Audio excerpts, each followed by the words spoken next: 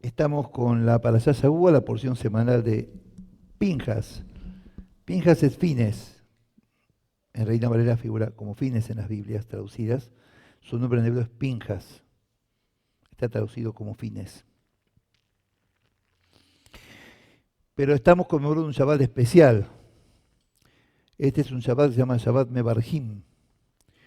Cada Shabbat anterior al cambio de mes del calendario hebreo se llama Shabbat Mebarjim. Mebarjim viene de Levarej.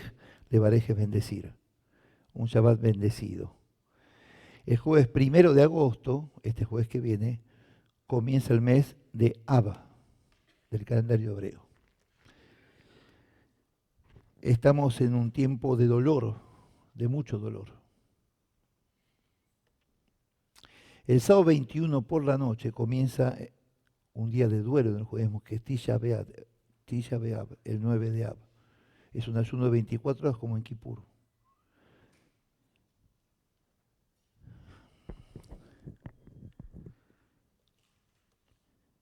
El domingo pasado comenzaron 3 semanas de mucha tristeza y de duelo para el judaísmo, la historia judía, debido a que el 17 de Tammuz, todavía estamos en el mes de Tammuz, se abrió la primera brecha que iniciaría el asedio de la ciudad de Jerusalén por Nabucodonosor el año 586 del Señor y la consiguiente destrucción del primer templo en manos de Babilonia.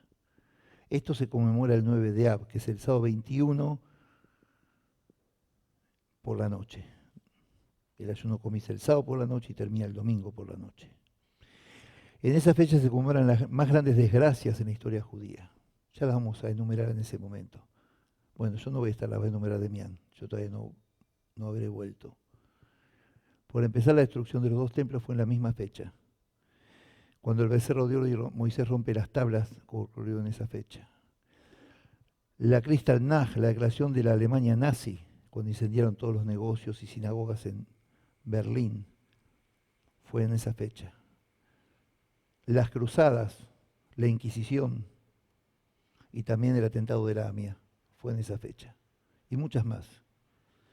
Por eso es un día de mucho dolor y de ayuno de 24 horas. Ya va a llegar el día que Demián va a explicar todo esto. Bueno, estamos dentro de esas 3 semanas de dolor. Estamos en la Parashá Pinjas, Fitness. Sefer Bamidbar, libro de números. Empieza del 25:10 la Parashá, pero yo retrocedí un poquito y empecé desde el 25:1. Ahí vamos, acá pasaron cosas muy serias y muy importantes que marcaron la continuación de la vida judía. Pinjas, Fines, tuvo que ver con la continuación de la vida judía, cuando hizo lo que hizo, y vamos a ver ahora. Él evitó más mortandad del pueblo hebreo en el desierto, porque Dios castigó al pueblo por lo que había hecho. Murieron 24.000 personas. Con lo que hizo Pinjas detuvo la mortandad y salvó la vida judía. Y Dios lo bendijo. Ahora lo vamos a ver. Sefer Bamidbar, libro números 25:1. Israel estaba en Sittim cuando el pueblo empezó a prostituirse con las hijas de Moab.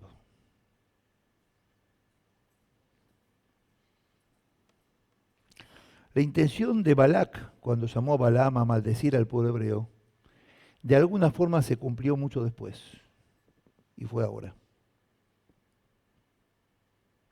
Pero no triunfó por la maldición de Balaam, porque no maldijo, al final el pueblo de Dios no se lo permitió, si se acuerdan. Pero sí sugirió a Balac cómo hacer contaminar y caer al pueblo hebreo, a través de las mujeres moabitas, que los tentaran. Y esto es lo que pasó acá. Dice el 25:1 de nuevo, Israel estaba en Sittim, que en hebreo es Shittim, cuando el pueblo empezó a prostituirse con las hijas de Moab. Qué curioso, que de ahí salió Ruth la moabita, ¿no? Y fue bendecida al nivel de Raquel y Lea. Ruth capítulo 4. Shittim tiene que ver con una palabra hebrea que es shtimá. Shtima quiere decir odio o rivalidad. Qué casualidad. Ahí es donde se corrompieron. El odio de Moab hacia el pueblo hebreo.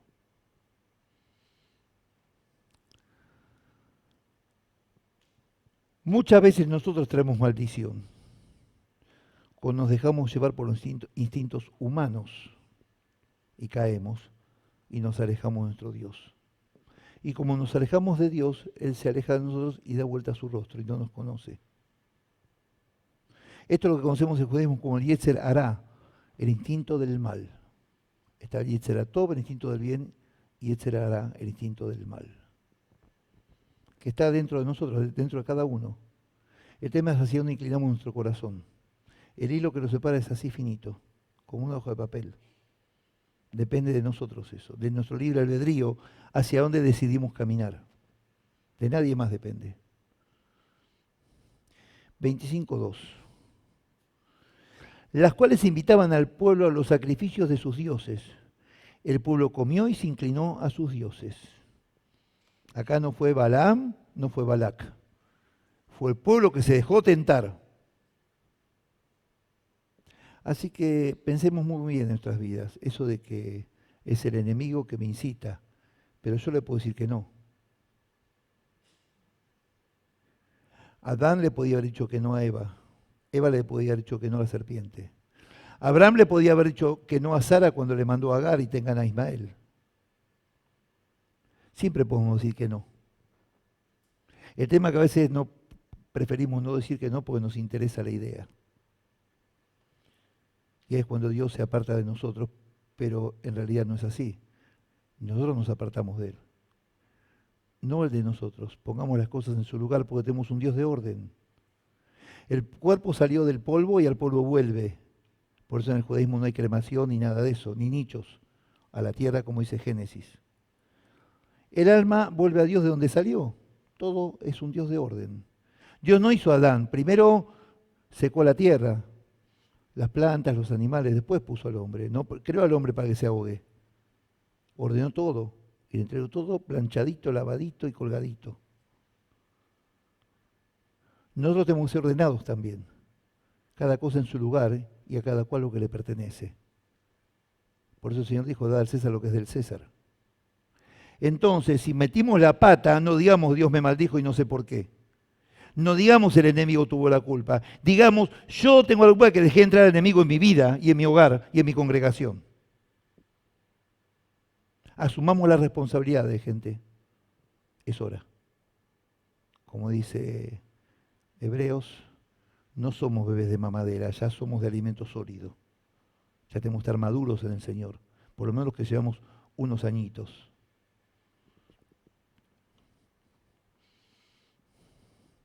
(25:6) Uno de los hijos de Israel llegó trayendo una madianita, a donde estaban sus hermanos, ante los ojos de Moisés y de toda la congregación de los hijos de Israel, mientras ellos lloraban a la puerta del tabernáculo de reunión. Era Zimri.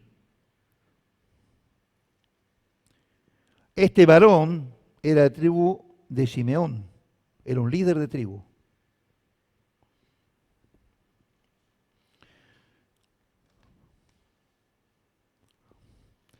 ¿Y quiénes son los que lloraban en la puerta del tabernáculo? Su familia.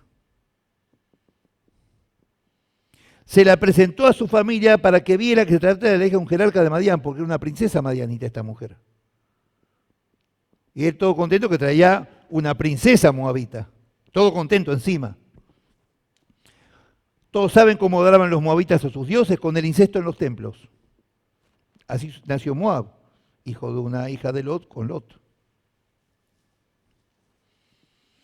Y lloraban para tratar de calmarse. Shmot, Éxodo 34, 15 y 16 dice, si quieren búsquenlo, yo se los leo. Por tanto, no harás alianza con los moradores de aquella tierra, porque fornicarán en pos de sus dioses y ofrecerán sacrificios a sus dioses y te invitarán y comerás sus sacrificios. O tomando sus hijas para tus hijos y fornicando sus hijas en pos de sus dioses, harán fornicar también a tus hijos en pos de los dioses de ellas. En Éxodo ya Dios anunció esto que iba a pasar. Estaban avisados que no tenían que juntarse con otro pueblo ni tomar costumbres de los otros pueblos. Eso lo dijo apenas salieron de Egipto. 25:7. Eso es el Yetzer Hará, el instinto del mal. Nos lleva a hacer todo lo contrario y después nos arrepentimos y ahora ¿qué hacemos? Volver a Dios, ¿qué vamos a hacer? José Chubá, el hijo pródigo.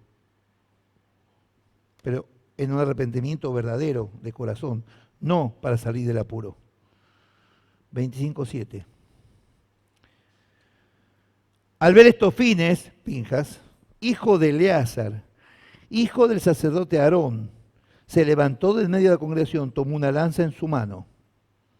8.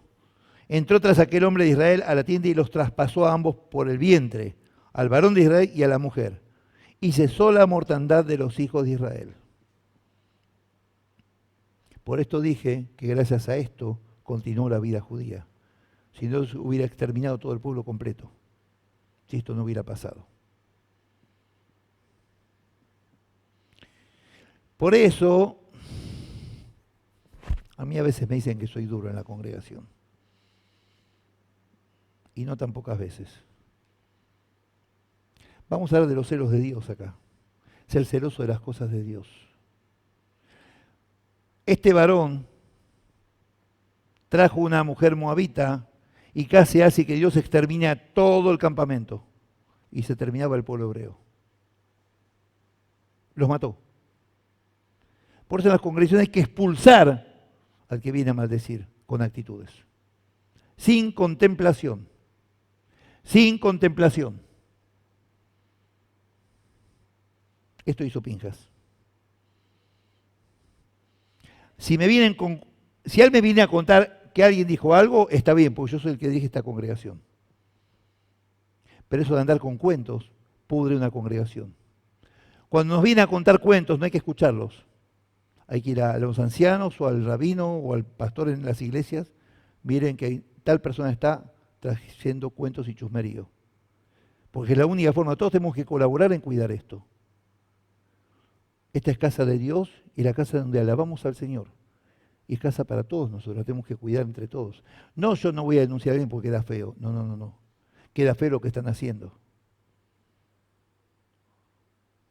Eso es la Yetzer Hará, y en los tiempos de Dios está penado con la pena de muerte por apedreamiento. Es peor que el asesinato. Entonces hay que exterminarlo. De una, sin contemplación. Avisar una vez, 2 veces, la tercera afuera.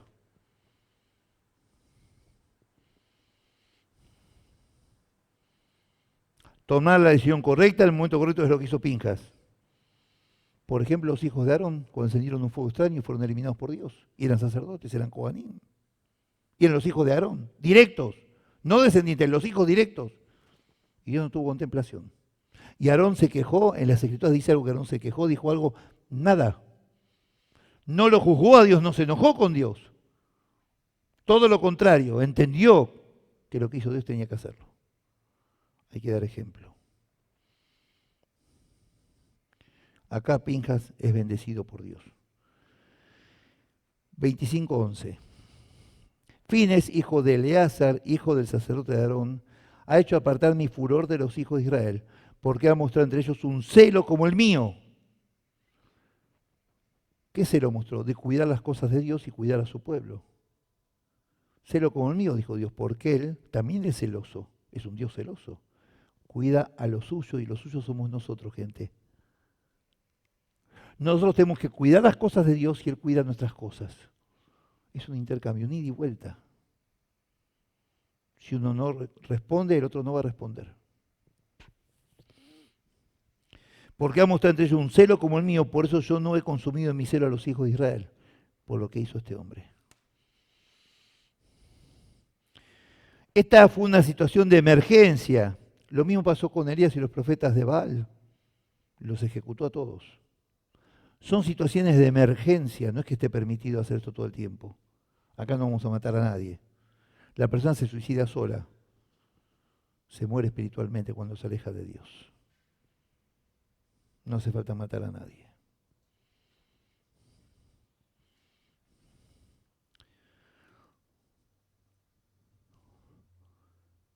Desde el hebreo, Pinjas, hijo de Eleazar, ayuda de Dios, hijo de Aarón el sacerdote, ha hecho retroceder mi furor, así dice el texto hebreo, ha hecho retroceder mi furor sobre los hijos de Israel al celar mi celo en el seno de ellos y no exterminé a los hijos de Israel por mi celo. El kinatí betoham velo kiliti le calot. Le calot es exterminar. El bené Israel kinatí. Kiná, de eso estamos hablando, es envidia, celos. Los celos provocados por la infidelidad de la esposa al esposo o a la inversa.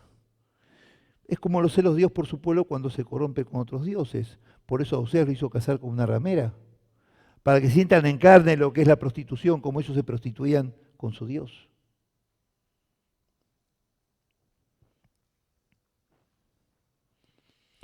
Caná, que es una palabra que viene de ahí, es amor intenso. Un amor tan fuerte, un celo tan fuerte, de proteger a eso que amamos. Una protección casi desmedida. Eso es lo que ha hecho Dios con el pueblo de Israel. Asiria exterminada, desaparecida. Babilonia también. Egipto una simple ciudad. Eso ha hecho Dios con los enemigos de Israel. Pero Israel sigue vivo y tiene su territorio.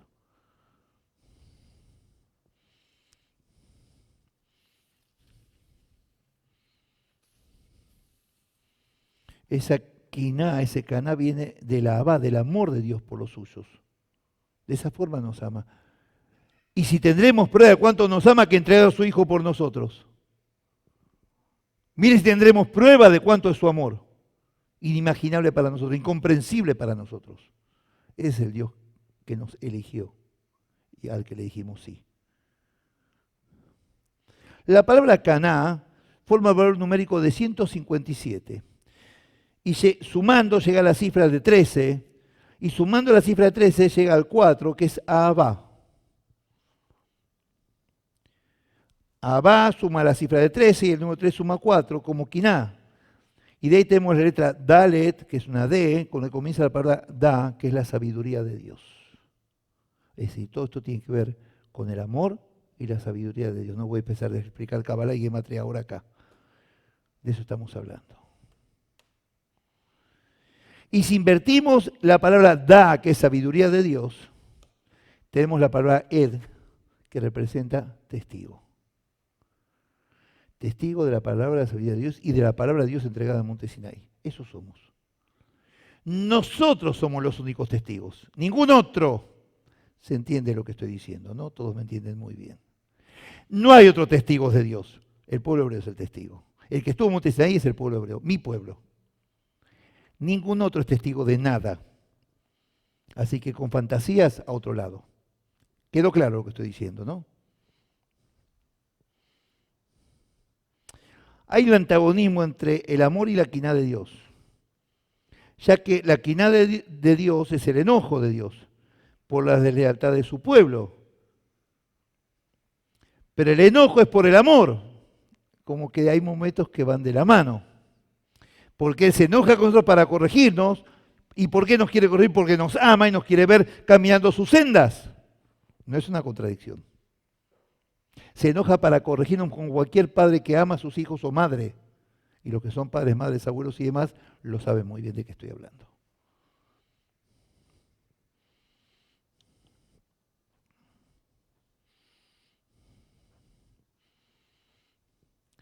Es un celo intenso, irreconciliable con cualquier forma de deslealtad, donde no cabe la deslealtad. No está permitida, no se puede entender una deslealtad tal. No podemos negar a nuestro Dios cuando sabemos muy bien de dónde nos sacó. No podemos ser desleales con quien nos dio la vida verdadera y además nos regaló la vida eterna. Y nos regaló un alma y Ruach HaKodesh que nos guía a caminar como corresponde. Por uno que actuó bien cuidando la santidad del pueblo, Dios en su misericordia los perdonó y cesó la mortandad. ¿Cómo sería si todos cuidáramos de esa forma la santidad del nombre de Dios acá en la tierra? podemos soñar un poquito, ¿no? A lo mejor si soñamos con eso podemos lograr por lo menos algo, pero para eso tenemos que hacer. Tenemos que obrar en base a eso, para mostrar a la humanidad lo que ha hecho Dios en nuestras vidas, saliendo a divulgarlo. Por eso la llamada dice, al levantarte y andando por el camino, yendo a trabajar, a estudiar, en el colectivo, comiendo y donde sea, hasta los fines de la tierra.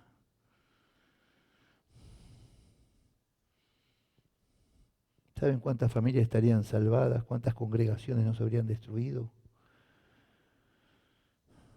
Tendríamos una sociedad sana, no corrompida e invadida por el enemigo. Tendríamos hijos que no harían preguntas que no deberían hacer. Tenemos que tener cuidado lo que le legamos a nuestros descendientes. Tenemos que formarlos en base a esta palabra y no dejarlos que hagan lo que quieren. Cuando sean grandes los voy a corregir. Es una utopía, eso es una fantasía que no existe. Desde chiquitos hay que educarlos en la palabra de Dios. En el judaísmo se obliga a los chicos a sentar a estudiar las Escrituras a los 5 años. A estudiar y a estudiar. A los 5 años. Así es. Y caminan los caminos de Dios. Sin lugar a dudas.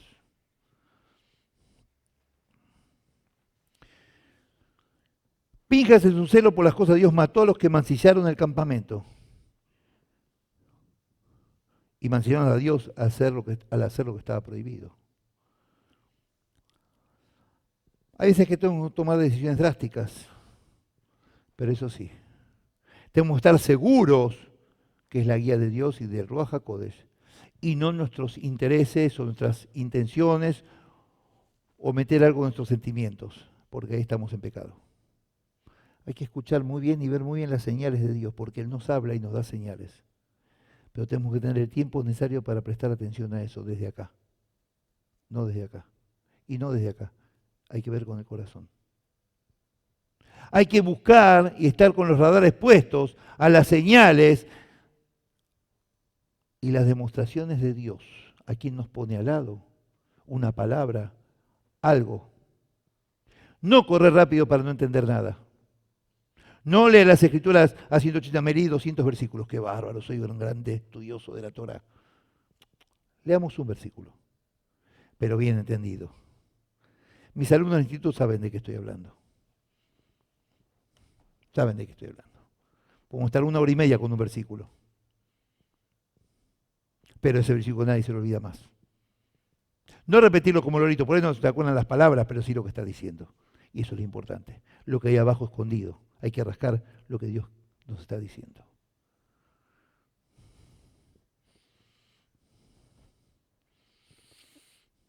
Hay que consultar a Dios antes de cualquier cosa, incluso antes de abrir las Escrituras. Si hacemos lo que nos parece que Dios nos dijo, estamos mancillando el nombre sagrado de Dios. Eso en verdad se llama Hilul Hashem, maldecir el nombre de Dios. 25:12. Diles, por tanto, yo establezco mi pacto de paz con él.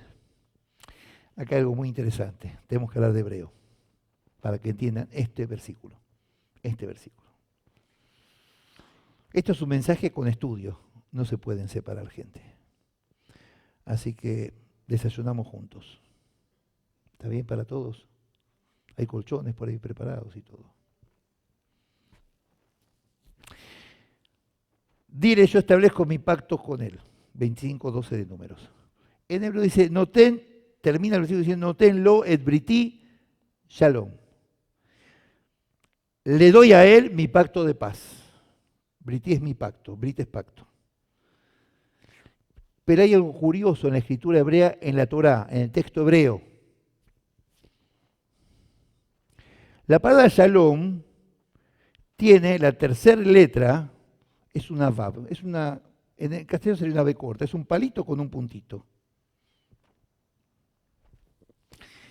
En el rollo de la Torá, ese palito está cortado al medio, está fragmentado, está separado. Y cualquiera puede entender que es una falla en la escritura. Si estuviera una falla en la escritura no está permitido. Hay que volverlo a romper y hay que volverlo a escribir. Fue intencional. Esto sucede en muy pocos casos en la Torá. Porque para recibir la paz verdadera de Dios hay que estar lo que se conoce en hebreo con la palabra shalem. Viene de shalom. Shalem quiere decir completo, entero. No tiene esa letrita Vav. Shalom sí, Shalem no. Es decir, está hablando de la completud de Dios. Tiene que estar entero en su conciencia, en su corazón. Tiene que estar entregado de cuerpo y alma a Dios verdaderamente. Por eso dice, diles, yo establezco mi pacto de paz con Él, porque lo vi completo en mí. Él aceptó mi completud porque mi Espíritu Santo está dentro de Él.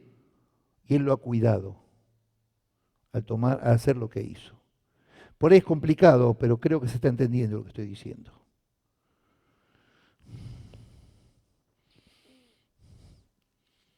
Esa es la paz perfecta, que es la única paz, la de Dios. Viene un verbo griego, leashlim, que es completar, es la completud de Dios dentro de uno. No la exteriorización de la trompada y no pego una trompada, entonces estoy en paz. No. No es la paz humana. No existe la paz humana, eso es mentira. El hombre nunca está en paz si no tiene a Dios adentro de él. Nunca está en paz. Estamos hablando de la paz de Dios, la perfección de Dios dentro de uno. Él nos perfecciona. Claro, tenemos que habernos sumergido en la piletita y refrescarnos un poquito para eso, pero desde el corazón, no desde el acto físico. También hay que hacerlo, como una demostración de lo que pasó adentro. Si no, no sirve. 25:13. Será para él y para su descendencia, el pacto este. Será para él y para su descendencia después de él. El pacto del sacerdocio perpetuo, por cuanto tuvo celos por su Dios e hizo expiación por los hijos de Israel.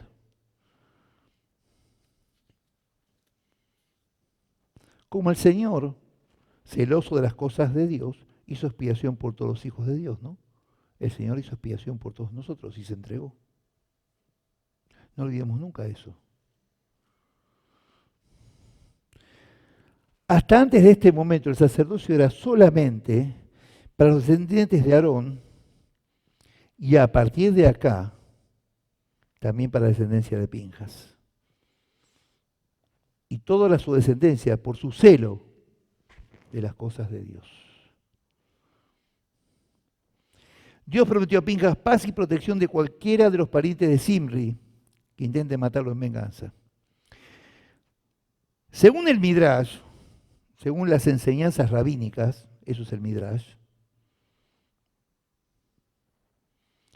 a raíz de que Pinjas trajo paz entre el pueblo hebreo y su padre en el cielo, él será forjador de paz en el futuro. Escuchen esto, acá se van a choquear. Él se presentará, esto es primicia, gente, estoy seguro que nunca lo escucharon. Si lo escucharon me alegro mucho. Seguimos mañana, no, un poquito de humor. Él se presentará como el profeta Elías. Elías es Pinjas. Fuerte, ¿no? De quien está dicho en Malaquías 3:23. Bueno, en realidad en Reina Valera el 4:6, 3:23 en el Tanaj. Él hará volver el corazón de los padres a los hijos y los corazones de los hijos a los padres. Según la Kabbalah, extraída del Talmud, Pinjas y Eliahú, Elías, son la misma persona. Dios premió a Pinjas, Eliahú con la vida eterna y él ascendió al cielo vivo. Pinjas con su acto aseguró la vida judía. Pinjas fue Elías. Su madre, la madre de Pinjas, no era hebrea, era pagana. Pero lo que él hizo lo habilitó para la descendencia sacerdotal. ¿Vieron cómo no siempre es la sangre lo que tiene que ver? Ruth el Moabita, ni padre ni madre hebrea.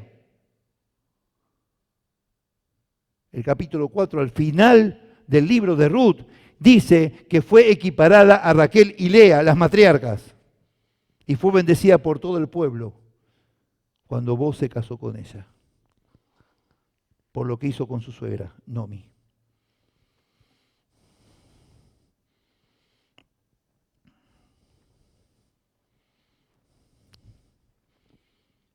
(25:17).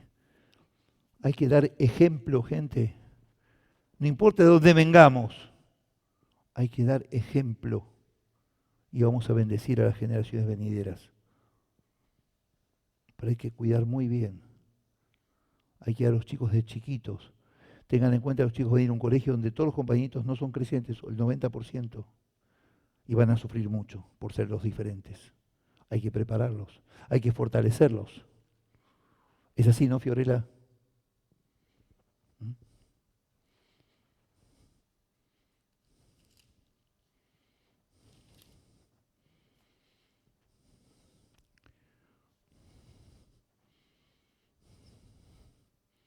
25:17. Atacad a los madianitas y heridlos. 18. Por cuanto os afligieron a vosotros engañándoos con sus ardides en lo tocante a Balpeor y en lo tocante a Cosbi, hija del príncipe madianita, hermana de ellos, la cual fue muerta el día de la mortandad que vino por lo de Balpeor. ¿Saben quién vino de los madianitas, no? La esposa de Moisés. Usted la conoce como Séfora, que en realidad es Tzipora. Era madianita. ¿Dónde se refugió Moisés cuando escapó de Egipto, que mató al egipcio? Con los madianitas. Jetro, su suegro, fue a verlo al desierto y adoró al Dios de Israel. Pero después los madianitas se permitieron otra vez.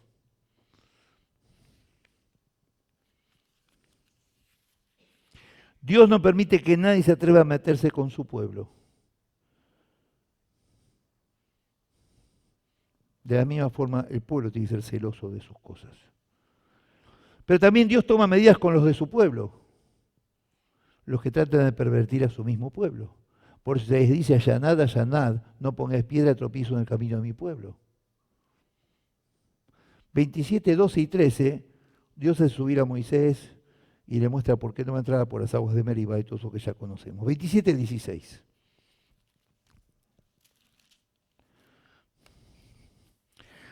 Adonai, Dios de los espíritus de toda carne, ponga sobre la congregación un hombre, le dice Moisés a Dios antes de partir, porque le hizo ver la tierra prometida a la que no iba a entrar.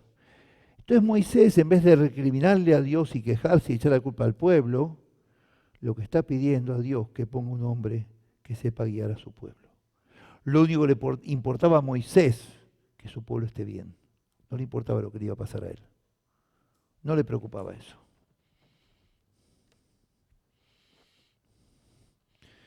Ponga a Dios, espíritus de toda carne, un varón sobre la congregación. 27, 17.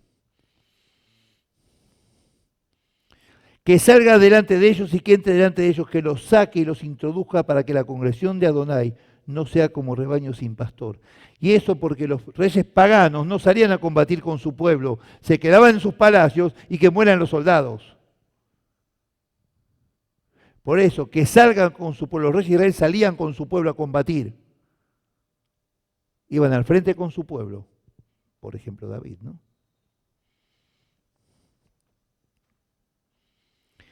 18. Adonai dijo a Moshe, 27, 18, toma a Josué, hijo de Nun, hombre en el cual hay espíritu, y pon tu mano sobre él. El rey Salomón decía, Proverbios 27, 18, el que cuida la higuera comerá su fruto, y el que mira por los intereses de su señor tendrá honra. Eso le pasó a Pinjas, eso le pasó a Moisés, eso le pasó a Pablo, eso le pasó a Juan, eso le pasó a todos los grandes que siguieron los caminos de Dios y nos legaron un camino a seguir. Hay que tomarlo, es para nosotros.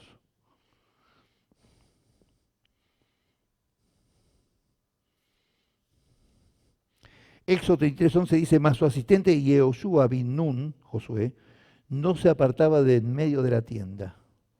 27:20. Estoy hablando de hombres de la conducta que tienen que tener los hombres de Dios. Pon parte de tu dignidad sobre él. Le está diciendo a Moisés que unja a Josué, que es el que iba a continuar su camino. Pon parte de tu dignidad sobre él para que toda la congregación de Israel le obedezca. En el hebreo dice tu esplendor, no dice tu dignidad del hebreo. ¿Qué esplendor? El que él tenía en el rostro cuando bajó del monte Sinai, la luz de Dios. 27-23.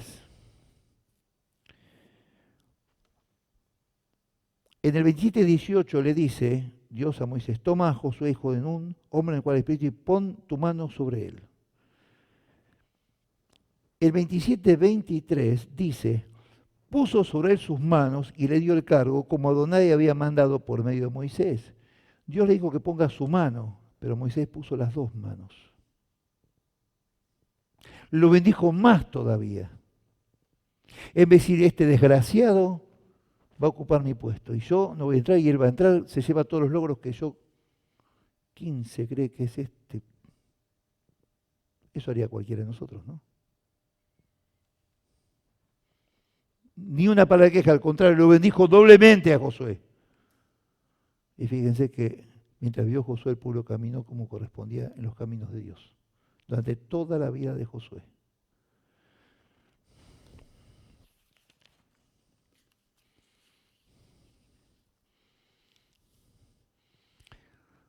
Estamos hablando de Pinjas, que con su actitud bendijo las futuras generaciones de Israel y permitió que Israel siga existiendo, con su actitud. Está hablando de Moisés, que sin egoísmo le pasó el mando a Josué sabiendo que él iba a partir. Ya había cumplido su trabajo, ya está. Es pasar el bastón, pasar el manto, pasar la vara. Hay que saber hacer eso, hay que poder hacer eso, sin quejarse, sin discutir con Dios.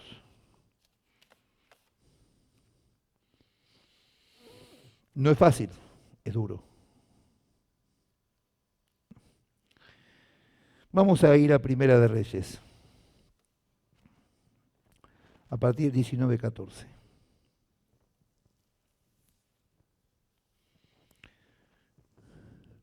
Elías venía de enfrentar y matar a los profetas de Baal y se escapa. ¿Quién es Elías? Pinjas, según la Cábala. 19-14. Él respondió, he sentido un vivo celo por Adonai, Dios de los ejércitos, porque los hijos de Israel han dejado tu pacto, han derribado tus altares y han matado a espada a tus profetas. Solo yo he quedado y me buscan para quitarme la vida. Los hijos de Israel han dejado tu pacto, han derribado tus altares y han matado a espada a sus profetas. Está hablando de su pueblo.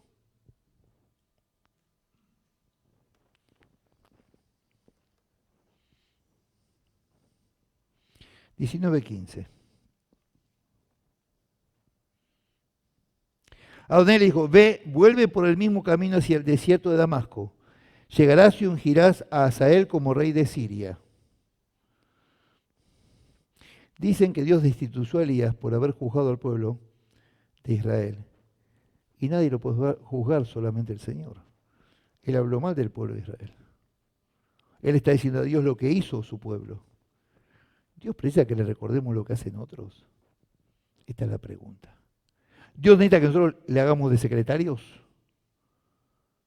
Dios sabe muy bien lo que hace cada uno, ¿o no? Bueno, ¿qué le pasó a Elías?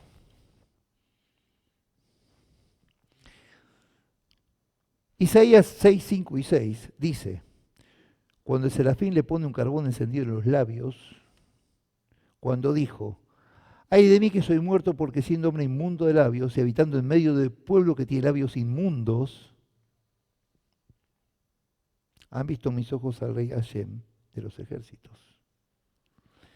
Y ahí le quemaron el labio con el carbón encendido, porque dijo que su pueblo tiene labios inmundos. Y fue perdonado. Pero Elías no. 19:16. A Jehú, hijo de Nimsi, lo ungirás como rey de Israel, y a Eliseo, hijo de Safat, de Abel Meola, lo ungirás como profeta para que ocupe tu lugar. Dios lo destituyó a Elías y lo puso a Eliseo en su reemplazo porque juzgó al pueblo. Pinjas. Fue bendecido y acá fue jubilado. Pero además Elías le había dicho, quítame la vida. Él no quería vivir más, estaba despreciando la vida que Dios le había dado. Entonces dijo, no querés la vida que te di, muy bien, tampoco vas a ser mi profeta. Y lo heredó Eliseo, el que mandó a Naamán a sumergirse en el agua del Jordán, si se acuerdan. Vamos a Juan.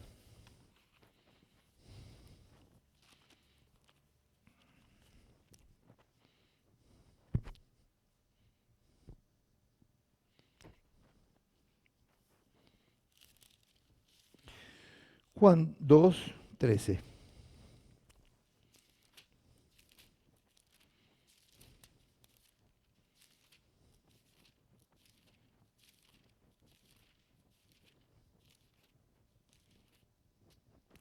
Yo sé que hoy es un poco extenso, pero no podía cortar este estudio, este mensaje. No podía cortarlo.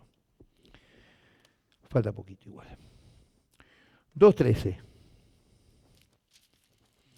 Estaba cerca la Pascua de los judíos y subió Yeshua a Jerusalén.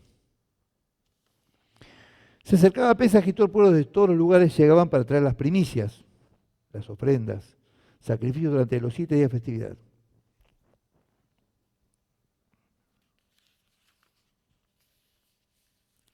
Esto aparte de las ofrendas diarias por las culpas, los pecados y demás.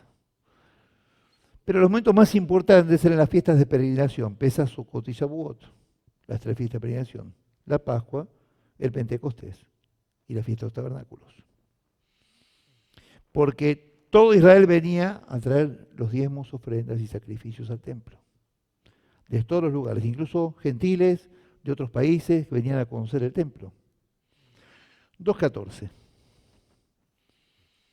Encontró en el templo a los que vendían bueyes, ovejas y palomas y a los cambistas que estaban allí sentados.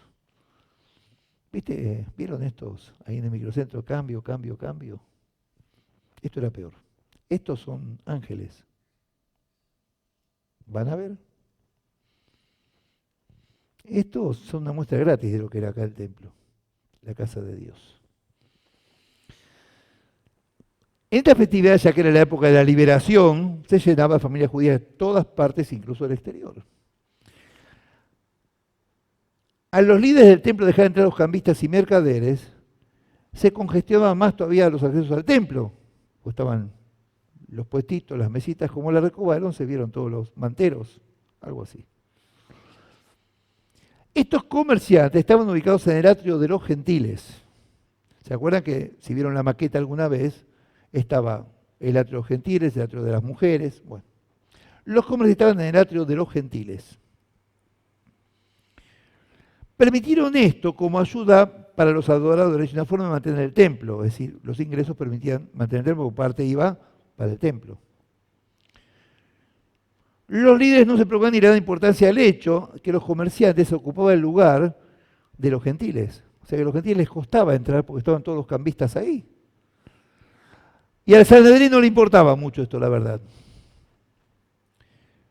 Entonces para los gentiles era muy difícil poder adorar al Dios de Israel.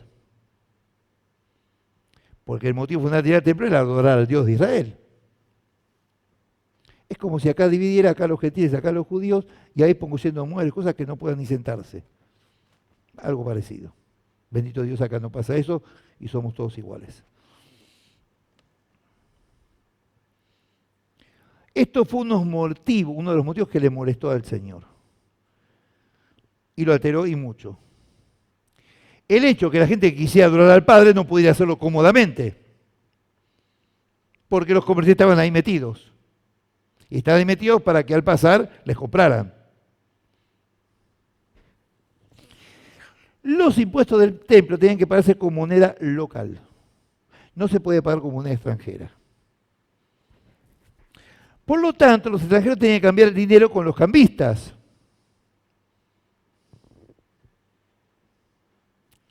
Los cuales eran deshonestos y pueden tener tarifas muy altas abusándose de la situación. ¿Por qué no nos extraña? ¿Por qué será? A la gente se le demandaba también ofrecer sacrificios por el pecado y debido a que venían de lejos, no podían traer sus animales. Pero a veces se les rechazaban sus animales por imperfectos, si los traían de afuera. Entonces tienen que comprar los animales ahí, a los comerciantes del templo. Porque para los que revisaban los animales no eran perfectos. Los únicos perfectos eran los que se vendían ahí. No sé si vamos entendiendo el tema. Los vendedores de animales prosperaban muchísimo con esto y en el patio tenían sus negocios. El precio de los animales que vendían era mucho más alto que en los lugares de afuera del templo, por supuesto. Y ellos se molestó por la avaricia y voracidad con que esquilmaban a la gente. No debían comerciar en el templo y encima mucho menos estafar a la gente. Porque el objetivo que estuvieran inicialmente era facilitar las cosas a la gente, no estafarlas. Por lo tanto, denigraban la casa del Padre. 2.15. Para que todo aquel que en él cree no se pierda, sino que tenga vida. Perdón, me fui al 3. Perdón. E hizo un azote de cuerdas y echó fuera del templo a todos con las ovejas, los bueyes, también desparramó las monedas a los cambistas y volcó las mesas. El Señor era pacífico, ¿no? Nos enseñó la paz, el amor, la bondad, pero agarró el látigo y reventó a todo el mundo. Pero eso lo puede hacer el Señor, no nosotros, ¿eh? El Señor lo puede hacer nada más, porque sabe con quién, por qué, cuándo, y en qué momento y de qué manera. Como Pinjas lo hizo como tenía que hacerlo cuando le clavó la lanza a estos dos, que vinieron a mancillar el campamento. 2.16. Y dijo a los que vendían palomas, quitad esto de aquí y no convirtáis la casa de mi padre en casa de mercado. No es lo mismo la ira o el enojo sin control que la ira santa del Señor, ¿no es cierto? No podemos comparar nuestra ira con la de Él. La de Él siempre está justificada, la nuestra jamás. Así que, ojo con esto.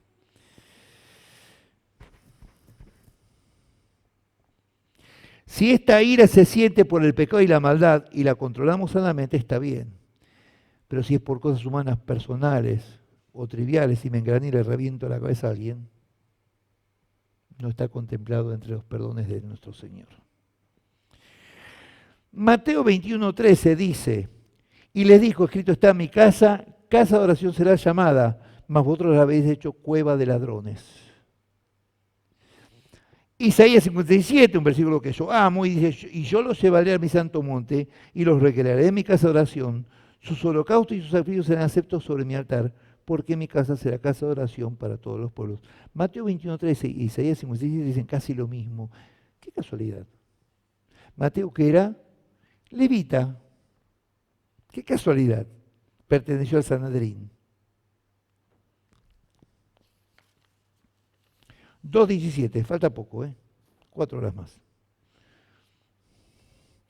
Entonces recordaron a sus discípulos que está escrito, el celo de tu casa me consumirá.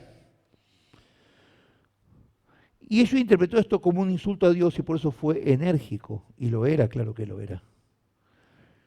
Lo consumía la ira contra el pecado y la falta de respeto a Dios. Dado que el templo de Jerusalén era famoso en todo el mundo, era el motivo por el cual venían muchos gentiles de distintas partes y el lugar estaba invadido por comerciantes. Además estaba considerado como uno de los edificios más maravillosos y hermosos del mundo en ese tiempo. El impuesto del que tenían que pagar todos los hebreos en el templo era medio siclo y se pagaba poco antes de Pesaj.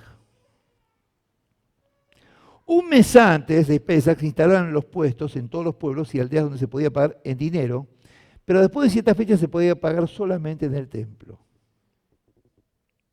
Ahí empezamos a ver el negocio. El haciendo lo pagan los peregrinos hebreos que venían de tierras lejanas porque no llegan a tiempo para pagar en lugares preparados antes. Este impuesto podía pagarse solamente la moneda en curso en la zona y no como extranjera, aunque circulaban en Jerusalén, pero no eran aceptadas en el templo.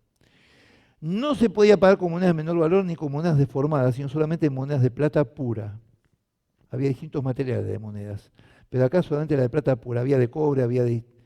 Plata pura es la única aceptada. Se podía pagar en los ciclos santuarios, ciclos galileos o moneda tiria, que eran valores de calidad reconocidas en esos tiempos. Los cambistas las cambiaban a las monedas no aceptadas por monedas aceptadas. Aparentemente la función de los cambistas era algo necesario, pero ellos cargaban el equivalente a 2 céntimos para hacer esta operación de cambio. Cobran 2 céntimos más. Parece nada, ¿no? Vamos a ver. Si la moneda era de más valor que el ciclo permitido, cargaban al costo anterior otros 2 céntimos. Vamos a ver qué significa 2 céntimos en esos tiempos.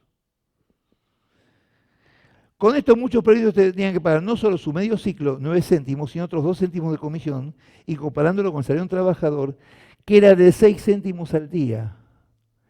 Un obrero, en un día de 12 horas de trabajo, no eran 8 horas, era de 6 de la mañana a 6 de la tarde, ganaba 6 céntimos. Los cambistas cobraban acá, según la moneda, la tercera parte de un salario de un obrero de todo un día de trabajo de 12 horas. La tercera parte, o sea, 4 horas de trabajo es lo que cobraban por el cambio. Esta comisión se llamaba el golbón. No todo queda para el cambista. Una parte se considera ofrenda voluntaria. Parte de esto se destina para mantener los caminos en buen estado. Con parte de esto se compraban chapas de oro para cubrir el techo del templo y parte de eso se ingresaba en el tesoro del templo.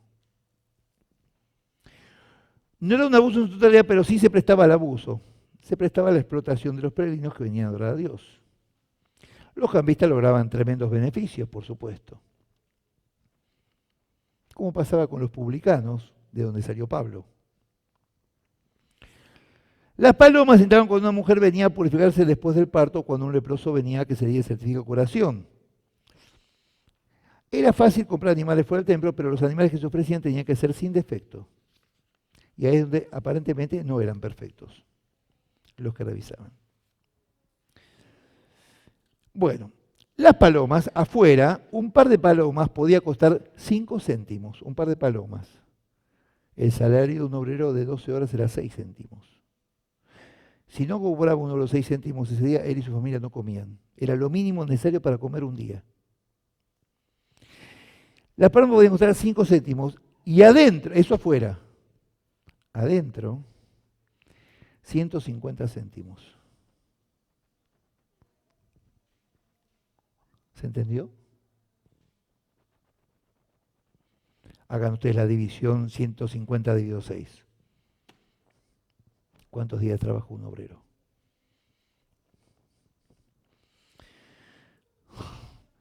El rabino Simón ben Gamaliel, con el que aprendió Pablo, fue el maestro de Pablo, él recordó con gratitud a cada Dios porque había combatido para que se vendieran las palomas por monedas de plata en lugar de por monedas de oro y había atacado todo esto.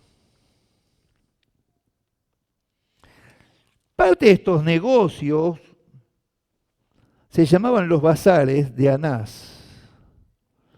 Anás, ¿quién era? El sumo sacerdote. Parte de estos negocios eran de él. Era el primo político de Caifás. Quedaba todo en familia. Caifás fue el que juzgó a Pablo y el que entregó al Señor, que estaba en connivencia con César.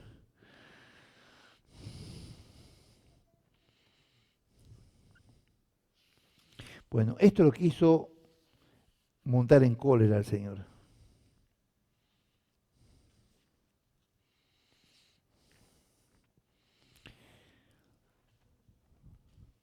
¿Qué es lo que estamos viendo? ¿Qué hizo Pinjas? Evitó la mortandad del pueblo hebreo. Santificó el nombre de Dios y cuidó a su campamento, a su pueblo. Elías, cuando se enfrentó a los profetas de Baal, bendijo y santificó el nombre de Dios. Pero después Habló mal de su pueblo y fue castigado. El Señor sacó a latigazos a los cambistas. Estamos hablando, vimos cómo Moisés sin ningún problema entregó el mando. Como Elías se tuvo que retirar y entregar el mando, no se quejó con Dios. El Señor dijo al Padre, si puedo pasar de esta copa, pero que sea tu voluntad y no la mía. Estamos hablando de someternos a la voluntad de Dios. Decimos que sea tu voluntad en el cielo como en la tierra. Estamos hablando de obedecer su voluntad, no la mía o la que yo quiero acomodar a mi gusto. Estamos viendo personas que han hecho lo que tenían que hacer para santificar el nombre de Dios. Estamos viendo la resignación cuando Dios nos dice que dejemos el puesto.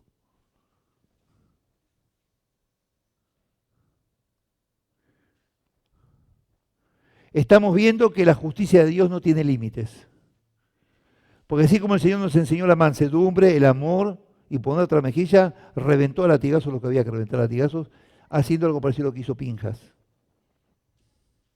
Lo que tenemos que poner por alto y como prioridad en nuestras vidas es el nombre de nuestro Dios.